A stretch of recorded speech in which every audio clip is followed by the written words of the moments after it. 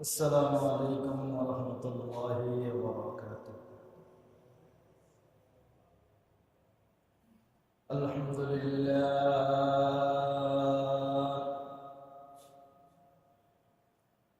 الحمد لله الذي خلق فسوى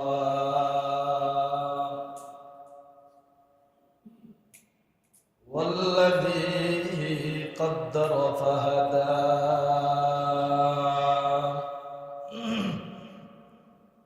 والذي أخرج المرعى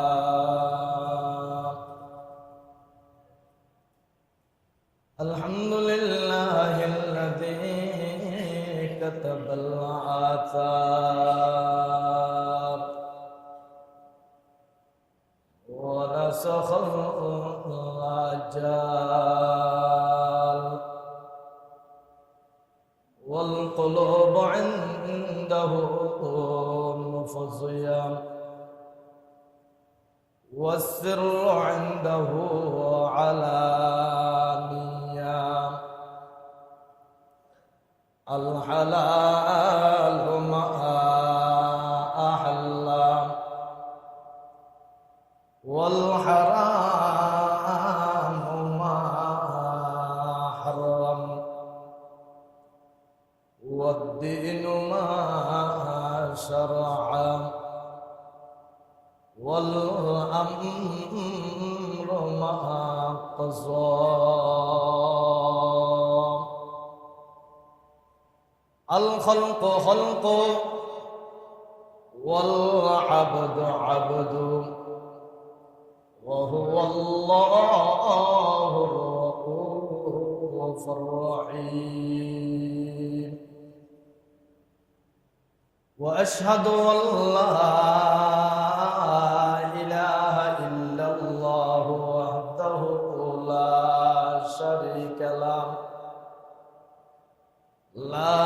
شريك له ولا نظير له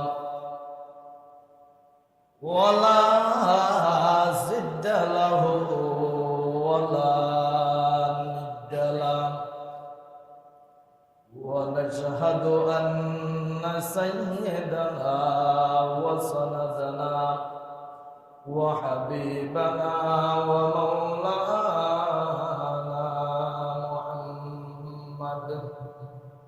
محمدا عبده ورسوله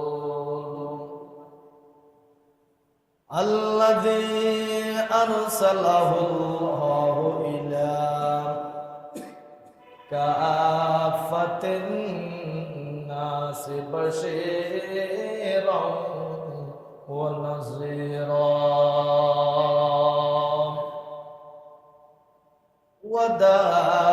وداعيا إلى الله بإذنه وسراجا منيرا أما بعد فأعوذ بالله من الشيطان الرجيم بسم الله الرحمن الرحيم فمن يعمل مثقال ذرة خيرا يره ومن يعمل مثقال ذرة شرا يره صدق الله مولانا العظيم وصدق رسوله النبي الكريم ونحن على ذلك لمن الشاهدين والشاكرين والحمد لله رب العالمين সবাই একটু দরুদ শরীফ পড়ি। আল্লাহুম্মা সাল্লি আলা মুহাম্মাদিন ওয়া আলা আলি মুহাম্মাদ কামা সাল্লাইতা আলা ইব্রাহিম। এজন্য মহান আল্লাহ পাক রব্বুল আলামিনের দরবারে অন্তরস্থল থেকে কালিমাতুশ শুকর আদায় করি। সবাই বলে আলহামদুলিল্লাহ। আমি আজকে আপনাদের সামনে আমার আপনার পয়গম্বর মুহাম্মদুর রাসূলুল্লাহ সাল্লাল্লাহু আলাইহি ওয়াসাল্লামের এক আশিকে রাসূল হযরতে বেলাল হাবশী রাদিয়াল্লাহু তাআলা আনহুর জীবনী সম্পর্কে আলোচনা করব। হযরতে বেলাল হাবশী রাদিয়াল্লাহু তাআলা রাসূল পাকের সবচেয়ে বেশি আশিক ছিলেন। বাসা ছিল হাবশা দেশে, দেশের বাড়ি হাবশা, মক্কার প্রসিদ্ধ কাফের। এক কাফেরের গোলাম ছিল যার নাম ছিল উমাইয়া ইবনে খলফ। হাবশা দেশ থেকে মক্কা নগরে আসলেন উমাইয়া ইবনে খলফের বাসায় গোলাম হিসাবে ছিলেন। এই বেলাল হাবশী রাদিয়াল্লাহু তাআলা রাসূল পাক সাল্লাল্লাহু আলাইহি ওয়াসাল্লামের খুব কাছের মানুষ ছিলেন। আমার পয়গম্বর বলেন, আমার সাহাবায়ে কেরাম ওই সূর্যের নক্ষত্রের মতন। আগের যুগের মানুষের পথ দেখতো সূর্যের তারার দিকে তাকায়। আমার পয়গম্বর বলেন, আমার সাহাবায়ে কেরাম হলো ওই সূর্যের তারার মতন। যারা আমার সাহাবায়ে কেরামের পথ অনুসরণ করবে, যারা আমার সাহাবায়ে কেরামকে পথ প্রদর্শক মানবে, আমার পয়গম্বর বলেন সে অবশ্যই সহিহ সিরাতুল মুস্তাকিম পথ পাবে, জান্নাতের রাস্তা সহজে পৌঁছে যেতে পারবে। বড় করে বলেন সুবহানাল্লাহ। সাহাবায়ে কেরামকে মুহাব্বত, সাহাবায়ে কেরামের মুহাব্বত আমার অন্তরে, আপনার অন্তরে অবশ্যই অবশ্যই থাকতে হবে। যার ভিতরে সাহাবায়ে কেরামের মুহাব্বত নাই, যার অন্তরে সাহাবায়ে কেরামের মুহাব্বত যার অন্তরে নাই, সে কখনো মুসলমান হতে পারে না। মুসলমান তার অন্তরে মুসলমানই থাকতে পারে না। কেন? আমার পয়গম্বর বলে উনি আমার সাহাবায়ে কেরাম, আমার জন্য জীবন দিয়েছে, আমার জন্য কল্লা পর্যন্ত, মাথা পর্যন্ত আমার জন্য দিয়ে দিয়েছেন। বড় করে বলেন সুবহানাল্লাহ। সাহাবায়ে কেরামের মুহাব্বত, এজন্য আমার পয়গম্বর বলে সাহাবায়ে কেরামের যখন নাম শুনবে তখন রাদিয়াল্লাহু আনহুম বলবে। সুবহানাল্লাহ। এটাও আমার আল্লাহ পাক কোরআনে কারীমের মধ্যে বলে দিয়েছেন, রাদিয়াল্লাহু আনহুম ওয়া রাদু আন। আমি আমার পয়গম্বরের সাহাবায়ে কেরামের উপর আমি রাজি হয়ে গেলাম, সাহাবায়ে কেরামও আমার আল্লাহর উপর রাজি হয়ে গেল। বড় করে বলেন সুবহানাল্লাহ। সেজন্য আমার পয়গম্বর দুনিয়ার জমিনে থাকতে 10 জন সাহাবায়ে কেরামকে জান্নাতের সার্টিফিকেট দিয়ে দিলেন। বড় করে বলেন সুবহানাল্লাহ। 10 জন সাহাবায়ে কেরামের সার্টিফিকেট আমার পয়গম্বর দুনিয়ার মধ্যে থাকতে দিয়ে দিয়েছেন। এই সাহাবায়ে কেরামের মধ্যে একজনের নাম হলো হযরতে বেলাল হাবশী রাদিয়াল্লাহু তাআলা। হযরতে বেলাল উমাইয়া ইবনে খলফের বাসায় গোলামি করত। আমার পয়গম্বর যখন দাওয়াতের কাজে বের হলেন, চলে যাবে, এক জায়গায় যাইতেছিলেন, এক পাহাড়ের গুহায় অবস্থান করলেন। সেই গুহার মধ্যে অবস্থান করার পর দেখে মাঠের মধ্যে একজন বালক ছাগল চড়ায়। ছাগল চড়ায়। আমার পয়গম্বর গুহা থেকে বের হয়ে ওই বালকের কাছে গেলেন, যে বলে, বালক তোমার নাম কি? বলে, আমার নাম বেলাল। তুমি কি করো? তোমার বাসা কোথায়? বলে, হে মুসাফির ভাই, আমার দেশের বাড়ি হলো হাবশা, আমি উমাইয়া ইবনে খলফের বাসায় গোলামি করি। আমার পয়গম্বর বলে, বালক আমাকে একটু সহযোগিতা করতে পারবে? বলে, অবশ্যই, যদি আমার কাছে সেই সহযোগিতার যদি কোনো উপায় থাকে অবশ্যই আমি আপনার কাছে আপনার সহযোগিতা করব।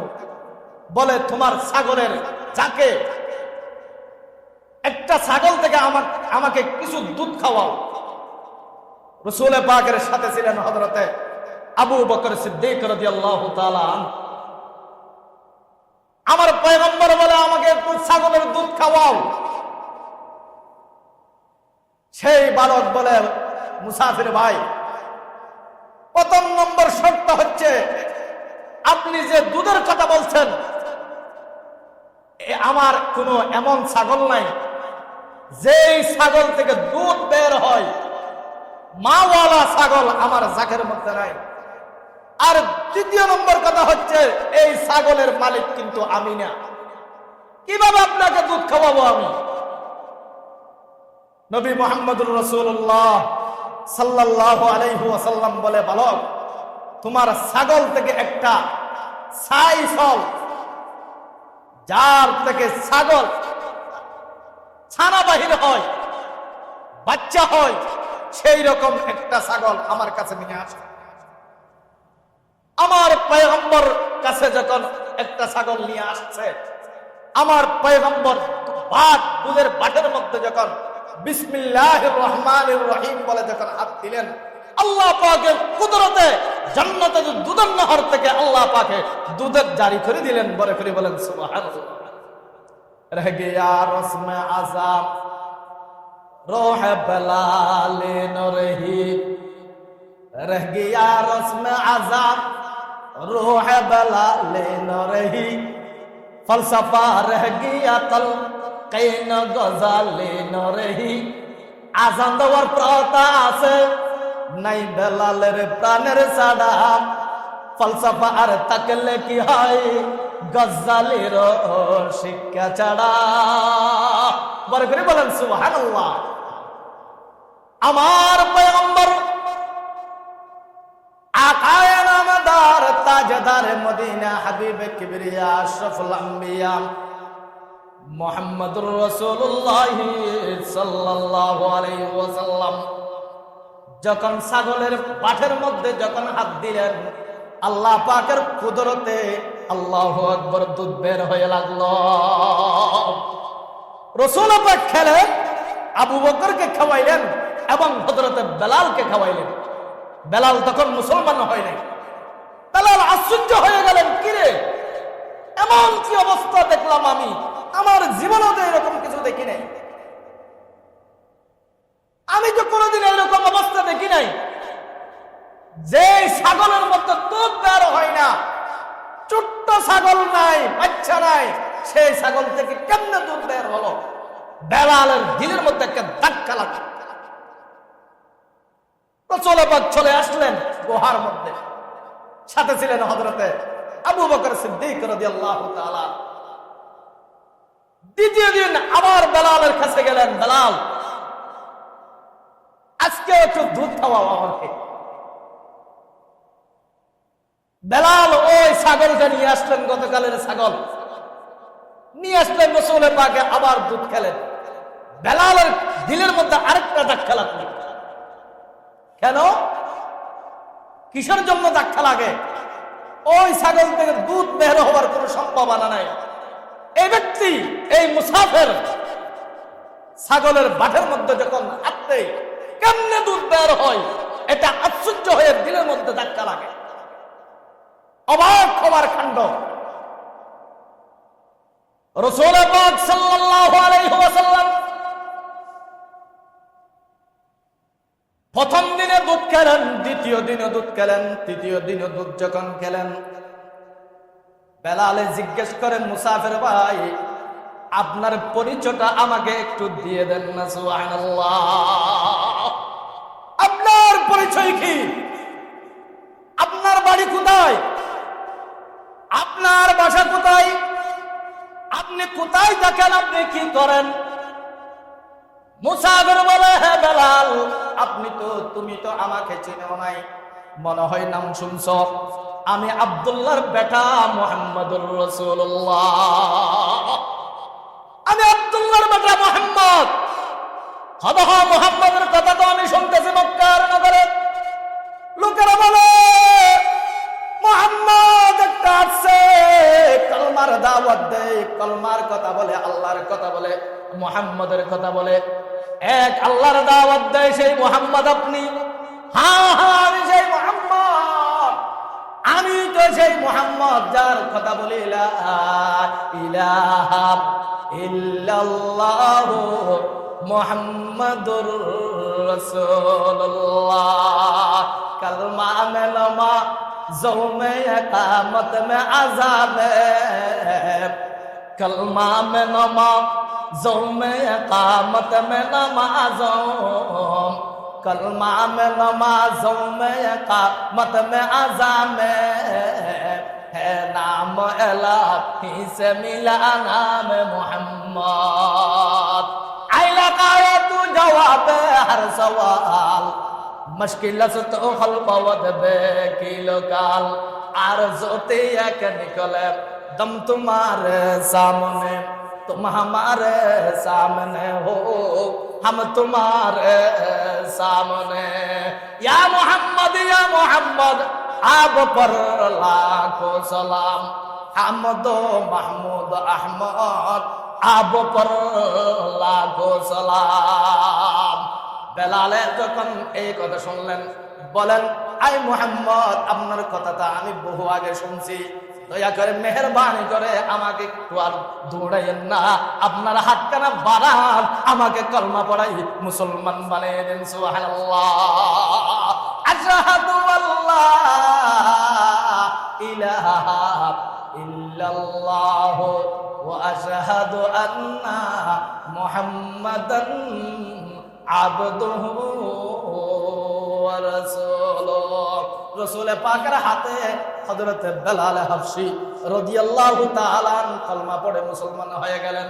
রাসূল পাক বেলালকে বলে, বেলাল তুমি বাসায় চলে যাইবা, রাত্রে বেলা তুমি আস্তে আস্তে ইবাদত বندگی করবে এবং উমাইয়া ইবনে খলফের সামনে আল্লাহ এবং আমার কথা উল্লেখ করিও না।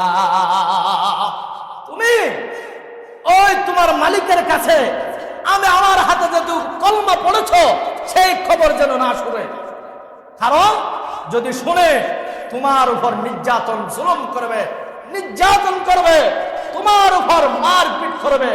তুমি তো এই দেশের গোলাম। হযরত বেলাল হাবশী রাদিয়াল্লাহু তাআলা বাসার মধ্যে চলে গেলেন রাত্রের বেলা হযরত বেলাল হাবশী রাদিয়াল্লাহু তাআলা বাসার মধ্যে আল্লাহ পাকের ইবাদত বندگی করে।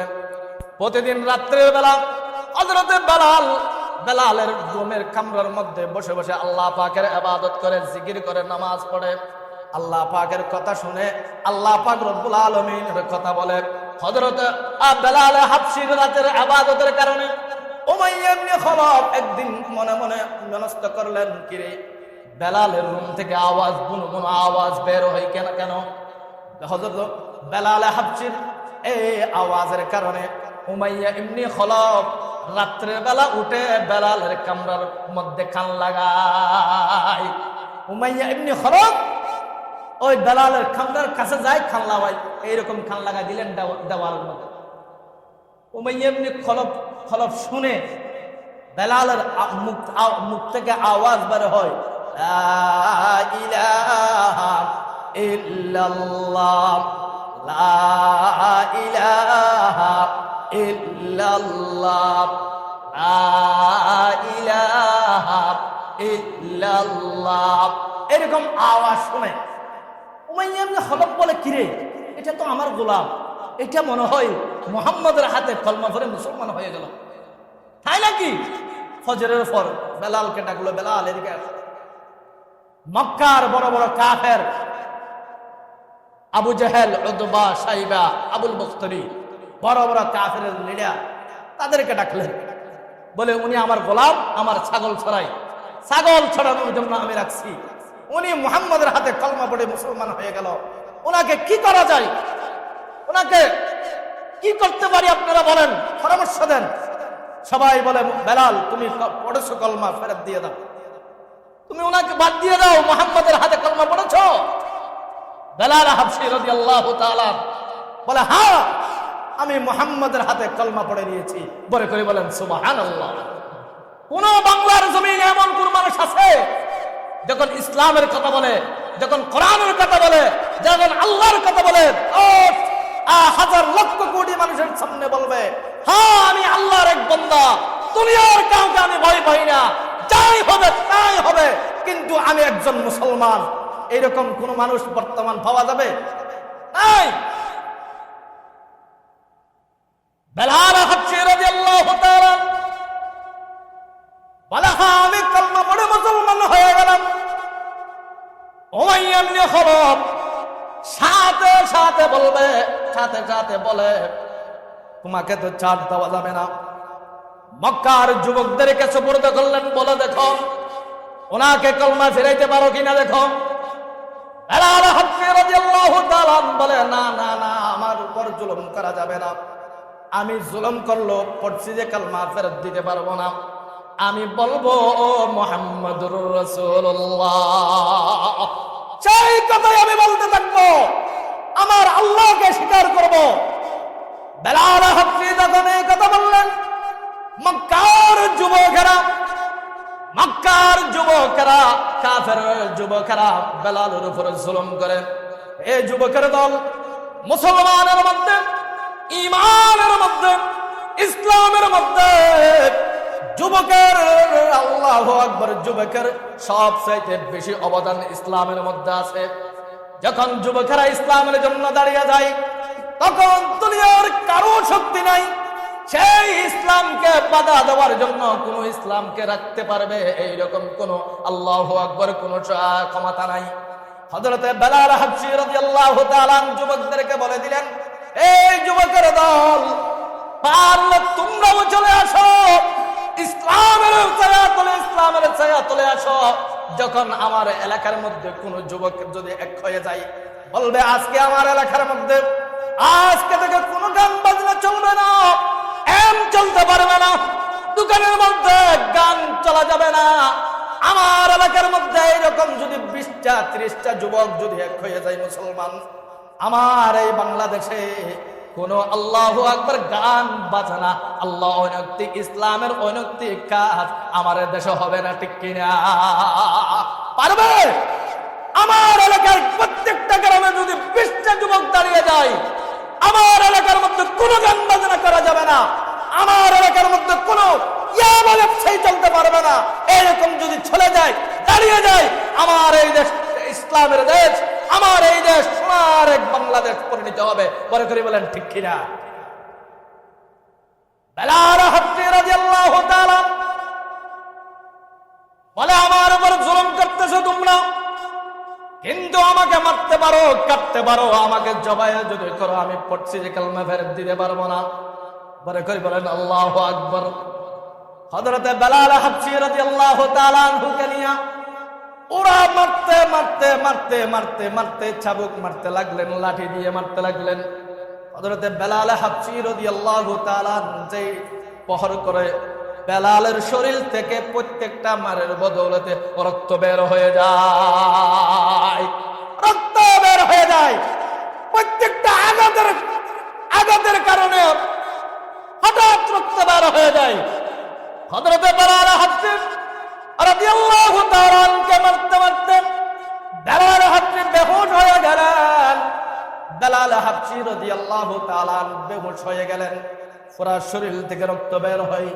হযরতে বেলাল হাবশী রাদিয়াল্লাহু তাআলা বেহুশ হয়ে গেলেন, কোনো আওয়াজ বাইরে হয় না, শুধু বলে আহাদ আহাদ আহাদ।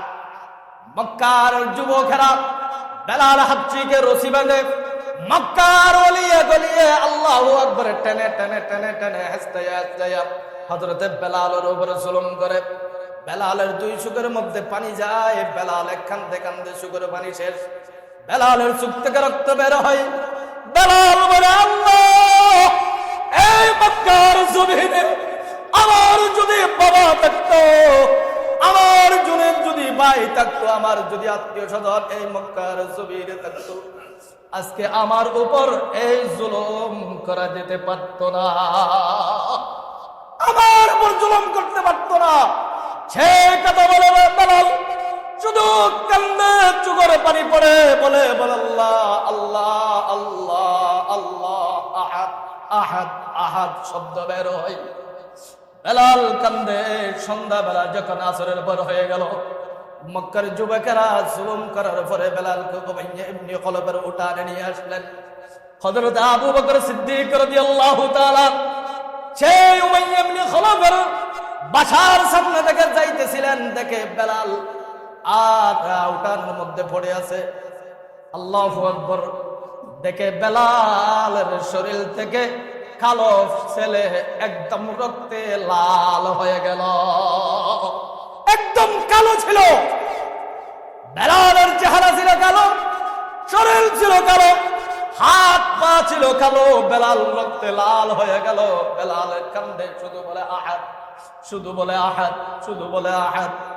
হযরত আবু বকর সিদ্দিক রাদিয়াল্লাহু তাআলা এইরকম করে দেখে বেলাল কান্দে। বেলাল উঠানের মধ্যে পড়ে আছে, হাত পা বান্ধা, হাতও বান্ধা, পাও বান্ধা, বেলাল কান্দে, শুধু বলে আহাদ আহাদ। হযরত আবু বকর সিদ্দিক রাদিয়াল্লাহু তাআলা কাঁদে ভেঙে বললেন, কিরে বেলাল, তোমার এই অবস্থা করলো কে? তুমি এত কান্দো, তোমার এই অবস্থা হলো কেন?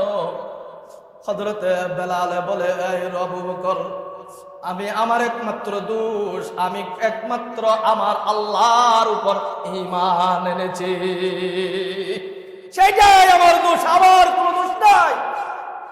আমি ওনার কাজের মধ্যে কোনো অবহেলা করি নাই, আমি ওনার দায়িত্ব পালনের মধ্যে কোনো অবহেলা করি নাই, আমার কোনো দোষ নাই, শুধু আমার একটা দোষ, আমি কলমা পড়ে মুসলমান হয়ে গেল।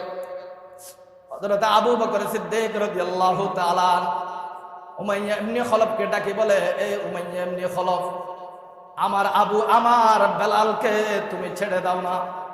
বলে, না না, আমার গরু আমি যেমনে মনে হয় সেমনে জবেহ দিব, এটা আমার গোলাম, এটা আমার গোলাম, আমার গোলামকে জুলুম করব, আমার গোলামকে আমি শাসন করব, তুমি বলার কে? তোমার বলার কোনো অধিকার নাই।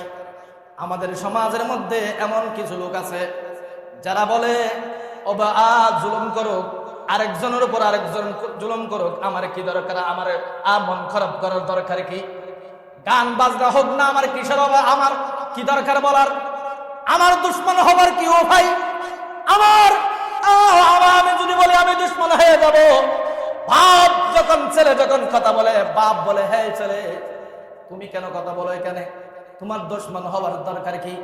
তোমার দুশ্মন হওয়ার দরকার নাই, তুমি চুপ থাকো, এরকম বলে কিনা? বলে। আল্লাহু আকবার। হযরত আবু বকর সিদ্দিক রাদিয়াল্লাহু তাআলা বলে, না না, আমার বেলালের উপর জুলুম করা যাবে না, চাই তুমি বেলালকে ছেড়ে দাও, না হয় একটা কাজ করো, বেলালকে আমার কাছে সুপুর্দ করে দাও, আমার কাছে বিক্রি করো, বেলালকে আমার কাছে বিক্রি করে দাও, না হয় আমি বেলালের পরিবর্তে বেলাল চেয়ে ভালো একটা গোলাম তোমাকে দিয়ে দেব।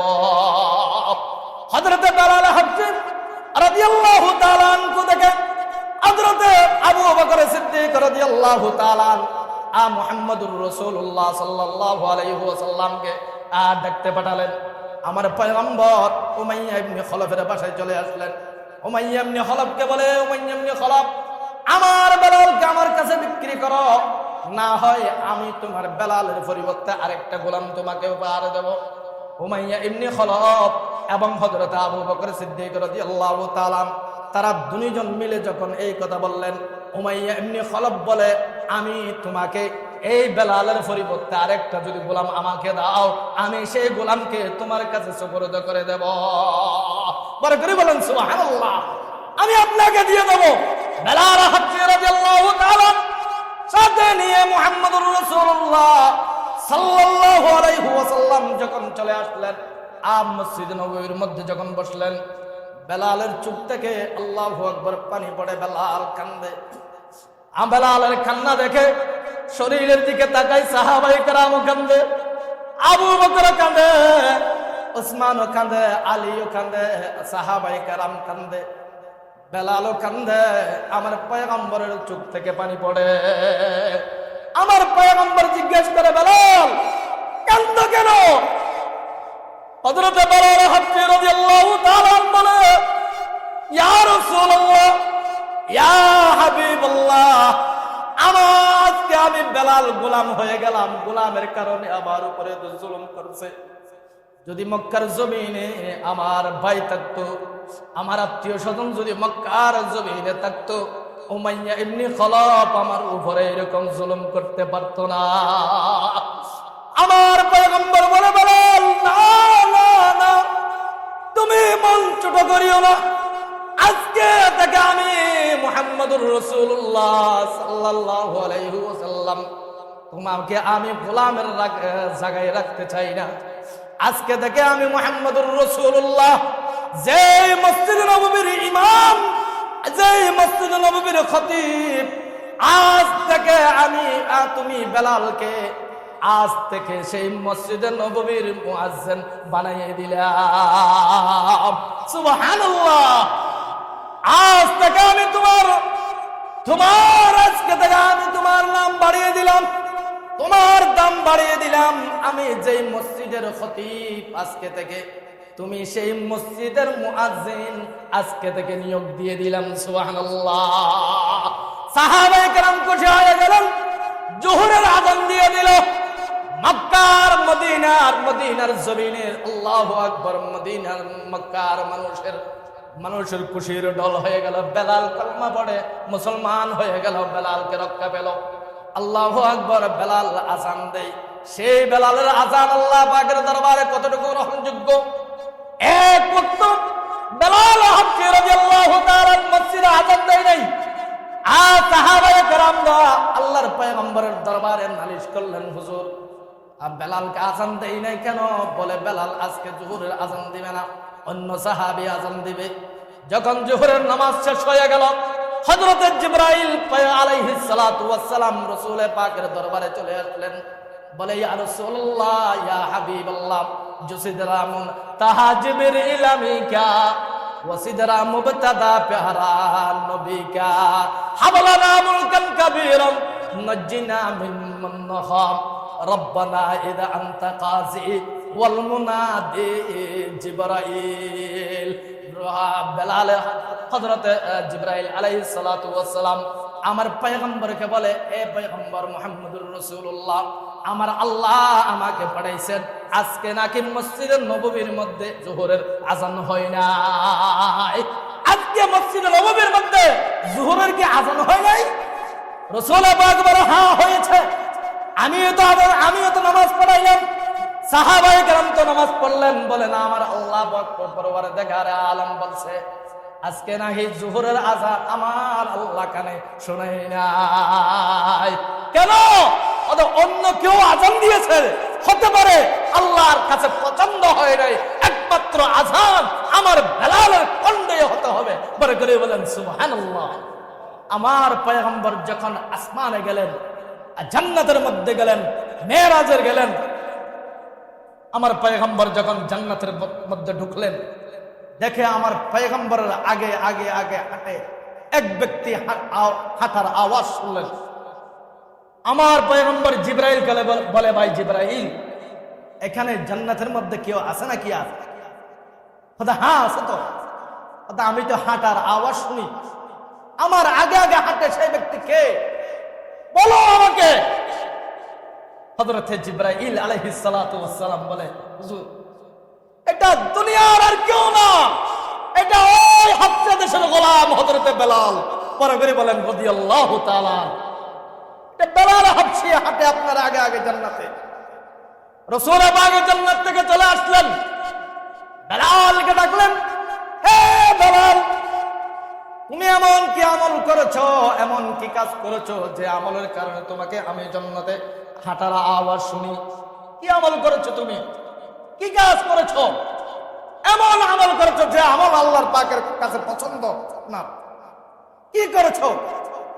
বেলাল হাবশী রাদিয়াল্লাহু তাআলা বলে, ইয়া রাসূলুল্লাহ, ইয়া হাবিবাল্লাহ, এমন কোন আমল আমার কাছে নাই যে আমলের কারণে আমি, বলে হুজুর এমন কোন আমল আমার কাছে নাই।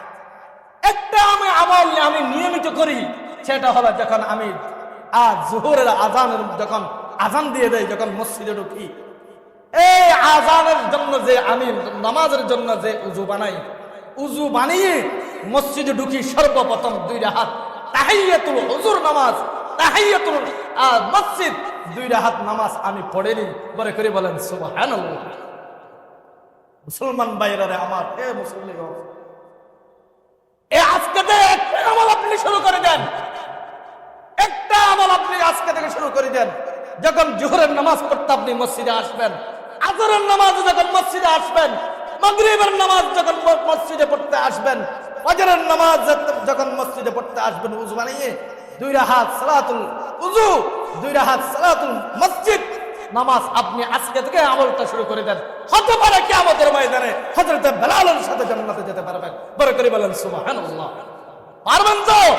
আজকে থেকে ওয়াদা দিয়ে নেন, আপনি মনে মনে মনস্থ করেন, আজকে থেকে আমি এই 2 রাকাত সালাইয়া তাহিয়াতুল উযু, 2 রাকাত তাহিয়াতুল মসজিদ নামাজ আজকে থেকে আমি নিয়মিত পড়ব ইনশাআল্লাহ। হযরত বেলাল হাবশী রাদিয়াল্লাহু তাআলা এই কথা বলার পর রাসূল বলে, হ্যাঁ মাশাআল্লাহ, আমার বেলাল তো আল্লাহ পাকের দরবারে কবুল হয়ে গেল। বড় করে বলেন সুবহানাল্লাহ। আজকে আমাদের প্রায় বাংলাদেশে এমন একটা অবস্থা হয়ে গেল, দুনিয়ার সব কিছুর দাম আছে। এখন তরকারির দাম কি জানেন? বেগুন হইডা জিঙ্গা বেছে 120 টাকা কেজি, ঠিক কিনা? তরকারির যে অবস্থা দাম, কিন্তু যে আযানের কারণে আমি জোহরের নামাজ পড়তে আসি, যে আযানের কারণে আমি আসরের নামাজ পড়তে আসি, সেই মুয়াজ্জিনের, বাংলার জমিনে মুয়াজ্জিনের দাম নাই। বড় করে বলেন ঠিক কিনা? মুয়াজ্জিনের সম্মান, মসজিদের ইমামের সম্মান আজকে বাংলার জমিনে নাই। কেন? কেন নাই? আমার একটা রিকশা চালকের দাম, একটা রিকশা চালকের বেতন মাসে 30 থেকে 25 থেকে 30,000 টাকা পড়ে, 20 থেকে 25,000 টাকা পড়ে কিনা? একজন টমটম চালকের যদি হিসাব নেন, আপনি 30 থেকে 35,000 টাকা পড়বে, 40,000 টাকা পড়বে। আর যে আওয়াজের কারণে আপনি আল্লাহর নাম নিয়ে মসজিদে আসেন, সেই ইমাম মুয়াজ্জিনের দাম দিতে চাই না। কেন? এই বাংলার জমিনের মানুষ কপাল থেকে এই দুঃখ আর বাংলার জমিনের মানুষের কাছ থেকে যাবে না। কেন? যতক্ষণ পর্যন্ত আমরা কোরআন, ঈমান, মসজিদ, ইমাম, আলেম, উলামার সম্মান যতদিন পর্যন্ত দিতে পারবো না, এই মানুষের জাতির কপাল থেকে দুঃখ বাংলার জমিনের মানুষ থেকে যাবে। আলেম উলামার ইজ্জত মুসলমানদের কাছ থেকে দিতে হবে, ইমামের সম্মান, মুয়াজ্জিনের সম্মান দিতে হবে। যখন এই সম্মান ইমামকে দেব না, মুয়াজ্জিনকে দিব না, আলেমকে দিব না, আমার পয়গম্বরকে সম্মান দিব। বড় করে বলেন সুবহানাল্লাহ। আমার আল্লাহ বলে যে মুয়াজ্জিন আযান দেয়, সেটা মুয়াজ্জিনে দেয় না, সেটা সর্বপ্রথম আমি আল্লাহর আরশের মধ্যে বসে সর্বপ্রথম আমি আল্লাহ প্রথমে নিজে আযান দিই। বড় করে বলেন সুবহানাল্লাহ। গুফতায়ে আল্লাহ বওয়াত বলছে আজকাল কওমে আবদুল্লাহ বওয়াত। আল্লাহ বলে না, আযান আগে আমি দিই। আমি যখন আযান দিই তখন বাইতুল মুকদ্দাসে দেয়, যখন আমি আযান দিই তখন মসজিদে বাইতুল্লাহর মধ্যে দেয়, আবার মসজিদে নববীর মধ্যে দেয়, পুরা পৃথিবীর জমিনের মধ্যে আযান দেয়। যে আযান দেওয়ার কারণে আমি মসজিদে আসি, সেই মুয়াজ্জিনের দাম আমরা দিতে চাই না। আর 3 মাসের বেতন বাকি, 4 মাসের বেতন বাকি। এই মসজিদের কথা বলতেছি না আমি। আবার মনে করিয়েন হুজুরকে, ইমাম সাহেব মনে হয় মুয়াজ্জিন সাহেব কিছু বলছে। এইরকম কিছু মনে করিয়েন না। মুয়াজ্জিনের বেতন দিতে চাই না। হযরত বেলাল হাবশী রাদিয়াল্লাহু তাআলা কিয়ামতের ময়দানে হযরত বেলাল হাবশী রাদিয়াল্লাহু তাআলা হাতে একটা ঝান্ডা থাকবে, পতাকা থাকবে, যে পতাকার মধ্যে লেখা থাকবে লা ইলাহা ইল্লাল্লাহ মুহাম্মাদুর রাসূলুল্লাহ। বেলালের পাশে দেখবেন হাজার হাজার লক্ষ লক্ষ মানুষ পরে করে বলেন সুবহানাল্লাহ। কিয়ামতের ময়দানে আমার আল্লাহ বেলালকে ডাক মারবে, বেলাল আজকে কিয়ামতের ময়দানে তোমার অনুসারীদেরকে নিয়ে চলে যাও জান্নাতে। পরে করে বলেন সুবহানাল্লাহ। জান্নাতে চলে যাও। বেলাল হাবশী রাদিয়াল্লাহু তাআলা লক্ষ লক্ষ মানুষদেরকে নিয়ে জান্নাতে চলে যাবে। লোকেরা জিজ্ঞেস করবে, কিরে ভাই, বেলালের সাথে এগুলা খেয়ে, এটা খেয়ে, এটা তো আমার ভাই। আমার মসজিদের ইমাম সাহেবকে দেখতে পাই আমি, আমার মসজিদের মুয়াজ্জিনকে দেখতে পাই। বেলাল হাবশী রাদিয়াল্লাহু তাআলা বলবে, আমার সাথে ওই লোকেরা যেতে পারবে যে এই মসজিদের ইমাম বা মুয়াজ্জিন হবে। সুবহানাল্লাহ, সুবহানাল্লাহ। হযরত বেলাল হাবশী রাদিয়াল্লাহু তাআলা যখন আর পয়গম্বর আল্লাহু আকবার যখন উহুদের ময়দানে চলে গেলেন, যুদ্ধের ময়দানে, যারা সৌদি আরবে গেছেন, মক্কা রাসূল পাকের রওজা থেকে সোজা পশ্চিমে উহুদের পাহাড়, ঠিক কিনা? হযরত বেলাল হাবশী রাদিয়াল্লাহু তাআলা আযান দিতেছেন, রাসূল পাক মসজিদে উহুদের ময়দানে চলে গেলেন, যুদ্ধের ময়দানে। বেলালকে যাওয়ার সময় বলে, বেলাল তুমি যুদ্ধে যাই অংশগ্রহণ করবে না, তুমি এই মসজিদে থাকবা, তুমি আযান দিবা, তুমি আযান দিবা, শুধু তোমার কাছে এটা, তুমি আযান দিবা, দেখিও মসজিদ ছাড়া কোথায় যাইবা না। বেলাল হাবশী রাদিয়াল্লাহু তাআলা মসজিদে আযান দিতেছেন, আশহাদু আল্লা ইলাহা, এতটুকু দিলেন, বাহিরে কে আওয়াজ দিল, মুহাম্মদ উহুদের ময়দানে শহীদ করেছে, হয়ে গেছে, আমার পয়গম্বর শহীদ হয়ে গেছে উহুদের ময়দানে।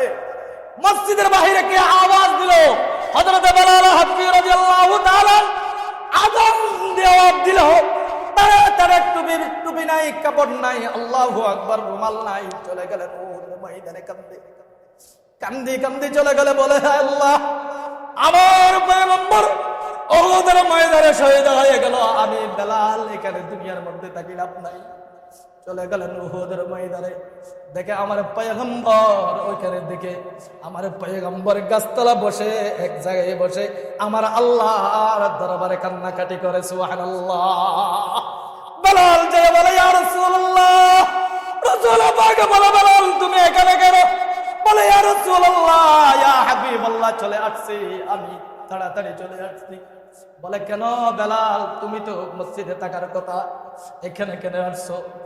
বেলালে বলে, ইয়া রাসূলুল্লাহ, কে জানি বলেছে আপনি নাকি দুনিয়ার জমিন থেকে বিদায় হয়ে গেলেন। যে দুনিয়ার জমিনে মুহাম্মদুর রাসূলুল্লাহ নাই, সেই জমিনে আমি বেলাল নাই, সেই জমিনে আমার পয়গম্বর নাই, সেই জমিনে আমি আযান দেই নাই, আযান দিতে পারবো না, দুনিয়ার জমিন থেকে থাকতে পারবো না।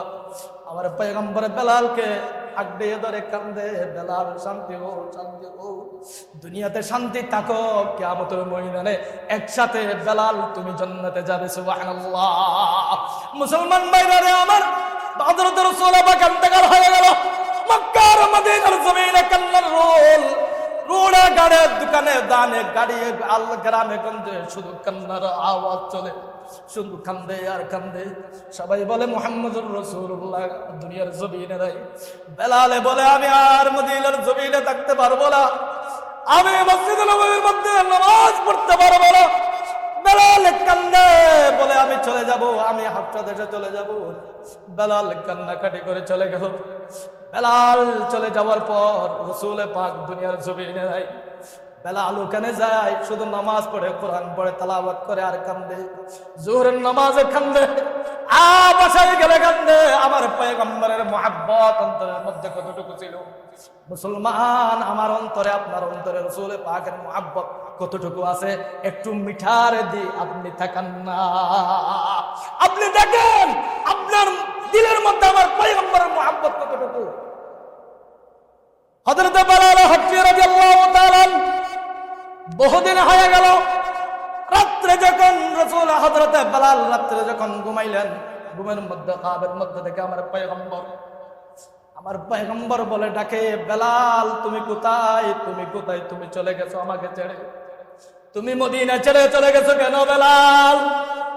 আজকে আমার সাথে একটু দেখা করতে আসো, আমার রোজার মধ্যে আসো, তাড়াতাড়ি আমার সাথে একটু দেখা করো। বেলাল হাবশী রাদিয়াল্লাহু তাআলা ফজরের নামাজের পর আবার হাঁটলেন, মদিনা যাবে, রাসূল পাকের রওজা মুবারক জিয়ারত করবে। আমার পয়গম্বরের সাহাবী হযরত বেলাল হাবশী রাদিয়াল্লাহু তাআলা যখন মদিনার মধ্যে ঢুকলেন, মদিনা হইচই হয়ে গেল, বেলাল আসছে।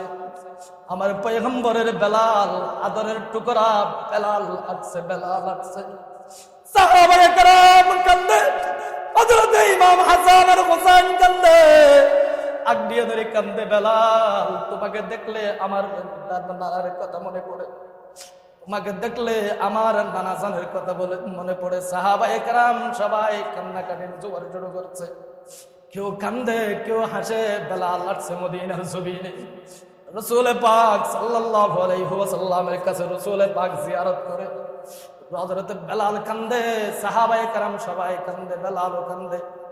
কান্নার পর যখন আল্লাহু আকবার নামাজের ওয়াক্ত হয়ে গেল, সমস্ত সাহাবায়ে কেরাম বিগুনে মিলে বলে, বেলাল একটা আযান দাও না, রাসূলের আযান, বেলাল একটা আযান দাও, আযান দাও, আযান দাও।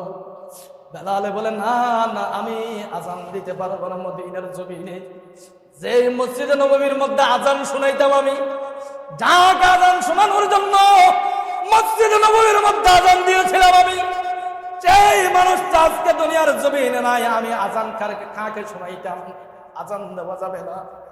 সাহাবা আবু বকর বলে, বেলাল একটা আযান দাও, বলে আমি পারবো না।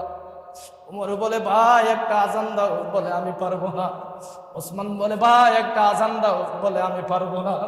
হযরত হাসান আর হুসাইন দুইজন বেলালের দুই হাতে ধরছে, বেলাল আমরা আপনার পয়গম্বর মুহাম্মদুর রাসূলুল্লাহ সাল্লাল্লাহু আলাইহি ওয়াসাল্লামের আদরের নাতনি, হে বেলাল আমরা না আল্লাহর পয়গম্বরের নাতনি, আমাদের একটা আবদার আপনার কাছে চলে না, আমার একটা আবদার আপনার কাছে চলে না, আপনি আমাদের একটা আবদার রাখেন, আজকে আসরের আযানটা আপনি দেন, আপনি আযান দেন আজকে। বেলাল হাবশী রাদিয়াল্লাহু তাআলা যখন আবদারের কথা বললেন, পয়গম্বরের নাতনি নাতনির কি নাম বলে আবদার রাখতে বেলাল হাবশী রাজি হয়ে গেল, আসরের আযান দিবে। বেলাল যখন আসরের আযান দিতে মসজিদের নববীর মধ্যে দাঁড়িয়ে গেলেন, আল্লাহু আকবার, আল্লাহু আকবার, আল্লাহু আকবার, যখন আশহাদু আন্না মুহাম্মাদুর রাসূলুল্লাহ বলল, বেলাল একেবারে আযান দেওয়ার সময় দাঁড়িয়ে থাকা অবস্থায় একেবারে ডুলিয়ে দুনিয়ার জমিনে পড়ে গেলেন। সাহাবায়ে কেরামরা দৌড়ে চলে আসলেন, দেখে বেলাল দুনিয়ার জমিনের মধ্যে নাই, বেলাল দুনিয়ার জমিনের মধ্যে নাই, বেলাল ইন্তেকাল হয়ে গেলেন। বড় করে বলেন সুবহানাল্লাহ। মুসলমান, সেই রকম মুহাব্বত, বেলালের মতন মুহাব্বত আমার আপনার অন্তরে জাগতে হবে। যদি সেই রকম মুহাব্বত যদি আমার আর আপনার অন্তরে থাকে, আল্লাহর কসম কিয়ামতের ময়দানে আমার পয়গম্বরের সাথে আমরা জান্নাতে যেতে পারবো। বড় করে বলেন সুবহানাল্লাহ। আল্লাহ পাক পরওয়ারদিগার আলম আমাকে আপনাকে রাসূল পাকের আশিক হিসাবে, রাসূল পাকের মুহাব্বত হয়ে বেলালের মতন আশিক হওয়ার তৌফিক দান করুন, আমিন। ওয়া আখিরি দাওয়ানা আনিল হামদুলিল্লাহি রাব্বিল আলামিন। আসসালামু আলাইকুম ওয়া রাহমাতুল্লাহি ওয়া বারাকাতুহু।